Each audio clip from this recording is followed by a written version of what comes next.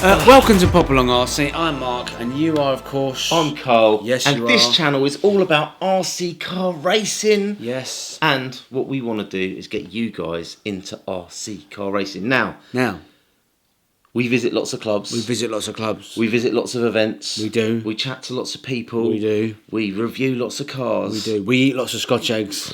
Eat lots of kebabs. We do like a kebab. I love a kebab. What's this video about? What are you talking about? What's happening?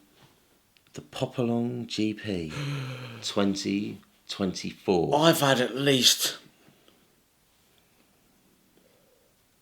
one person ask me about that this year so far.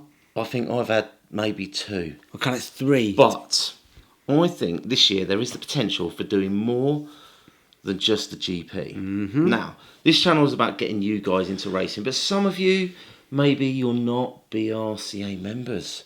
Maybe you don't own a transponder. Maybe you don't really want to be in the pressure cooker of a big event. And it is a pressure cooker sometimes. Sometimes it can be, can't it? It can be. We did do a very good video on Too Scared to Race, which... We did. If you haven't seen it, it's in the comments down below. Have a look. But what are you saying? What are you getting at? What's happening? We were brainstorming the other day about how we could run a Popalong event. And rather than calling it a Popalong GP, the name we've kind of got to at the moment is the Popalong Vintage Rally. Yes, the Popalong Vintage Rally. Now, the MKGP, a little while back, one of the really popular classes was, and it got a lot of spectators, was the vintage class. And we've run vintage before because we've done revivals and stuff. But we have an idea, don't we? We do. So, if we go back to our early days of Popalong RC, we went to a field, we put down some cones, some markers, and we just raced around in circles. There was no timing.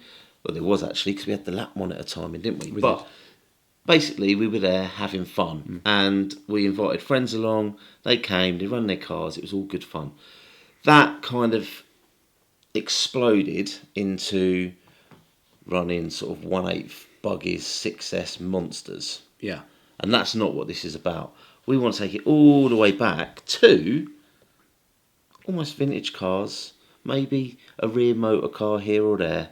But we're looking at 1/10 buggies on a grass field, nice track, keep it nice and simple. People come along, they can try out driving around a track.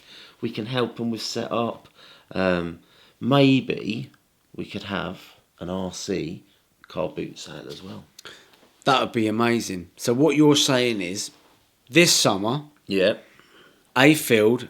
Can I tell you something? Yeah. I haven't told you this, but I think I might have secured somewhere. I need to do a little bit more, what's the word? Chit-chat. I need to get the person on board whose field it is, right? It's got toilets there and everything else, right? So let me leave that with me. So let me go back to what I was saying. So we're saying a grass field in the summer with a decent track, not some Mickey Mouse setup, a proper, a nice track. Yeah, simple track though. Just simple track. Keep it simple. Right.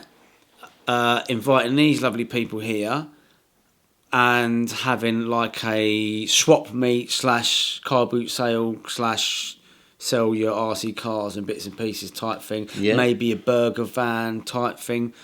But the track's a little bit of a free-for-all, as long as there ain't 50 people going around at the same time. We'll have to put something in place at the time, but we'll get people. It might be that you've got a collection of vintage cars that sit on a shelf that you go, I actually just want to drive it around a track without...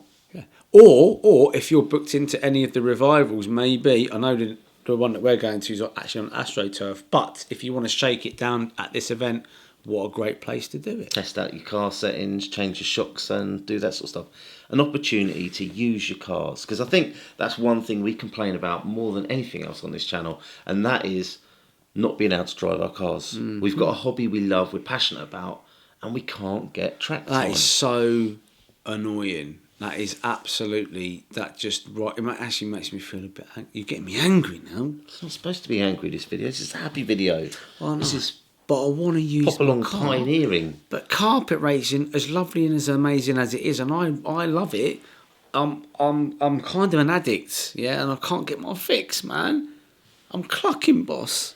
Hey? It's pretty bad.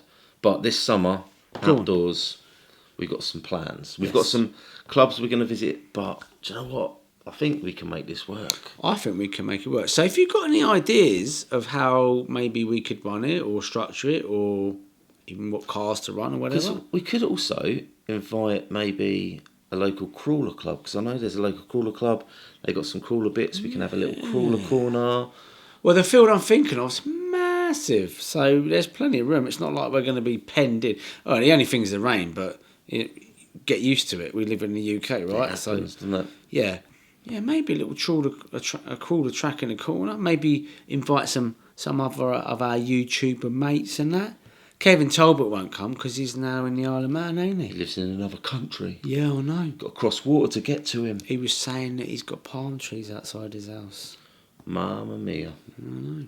I haven't got palm trees outside my house. No, I've got an old fridge outside my house, and there's a car on bricks. Yeah. I think there's a daffodil. Is there a daffodil? There's a daffodil on the grass out there. Only one. I think so. Did you plant it? Yeah. There's a bulb. When did you plant that then? I don't know. I think my daughter got it and she went, I'm going to plant a bulb. I said, go on in, dig yourself a hole. Stuck it in, covered it up. Amazing, Kind of right? amazes me. There's certain things in life that amaze me, right? Daffodils amaze me because you can plant it 10 years ago, right? You can plant it 10 years ago and then at the same time... What are you on about? Listen to what I'm saying. You can plant it 10 years ago and every year it'll pop up at the same time and say hello. And then it will just disappear and it will come back the next year. That amazes me. Do you know what else amazes me? Eggs. Eggs? Eggs. Why do eggs Well, amaze you? there's a couple of reasons. Because, I mean, they're really healthy, right, for one. But they're just amazing, aren't they? Don't you think? Because you can whip it up and you can make meringue out of it. And then you can cook it and have an egg sandwich with it. Or you can stick it in a little ball with a bit of sausage meat round it, dip it in breadcrumb, deep fry the thing, you've got yourself one of our Scotch eggs, haven't you? Now you're talking. That amazes me. They'll know what I'm on about. They'll Do you be know like, what? I know. When we were at the MKGP, we obviously got, I think it was 12 Scotch eggs, something like that. And next to us in the pits was a young guy from Estonia. Ah, what was his name again? Was it Randolph? Randolph. He watched And, this. All right, Randolph. And I said to him, do you want a Scotch egg? And he went, what? I'm not going to do the accent because that would be offensive. That would. My accents are not good enough. And he was like, what's a Scotch egg? I said, a Scotch egg. Didn't have a clue what it was. I gave him a Scotch egg. He opened it up. He looked at it. He was very confused. He picked at the breadcrumbs. Yeah. He looked nervous. And then he exposed the pork. And he took a bit of meat. And he went, that's all right, that. That's good. And he ripped a bit of meat off. And he was like, it's got an egg in it. I love eggs. And I said, oh no, it's a Scotch egg. Never heard of this Scotch egg. We are educating the world. We aim to please. There you go. We aim to please. I really wish you'd have videoed that because that would have been hilarious. It would have been watching him eat that. hilarious, but do you know what? I was living the Scotch egg moment live. I wasn't sat behind a camera. I was just. We had a Scotch egg moment. Do you know what I think he'll remember that day for the rest of his life. Forget about the race, and he got a plaque, didn't he? Because he done well in that. He won his final. Randolph. He won't worry. He will never worry about that. He will remember the day that he ate his very first Scotch egg. I remember the day I ate my very own. My very first onion bhaji. Really? What was the day? Oh well, let me see. I think I was about 12 years old. Yeah, just finished school, went home, and my mum said we're going to get a takeaway. I went, okay, that sounds good. She says, I'm going to order some onion bhajis. And I went, you're going to order a what now? And she went, onion bhaji. I'm like, I don't like the sound of that. But when it turned up, well, I was surprised. Surprised. The thing is, right, I've got two restaurants locally that I go to that do onion bhajis. One of them is like, it's almost like a ball, and it's quite doughy and it's soft. Is it heavy? It's got a bit of weight to it. Now it's all. That's an onion bhaji. Yeah. The other one, the one I prefer, is a flatter onion bhaji, and it's crispier. I've seen them. So what are we going with? Are we going with the big, fat, doughy, heavy bit of mass to them, or the crispy one that you stick into that chutney and the mint yogurt? Oh, now we're talking. Well, that depends how you're feeling on the day. Do you know what? Imagine. Should we get a takeaway? If we're quick, we can order one now. I'm actually quite hungry. Yeah, come on then. Let's do it.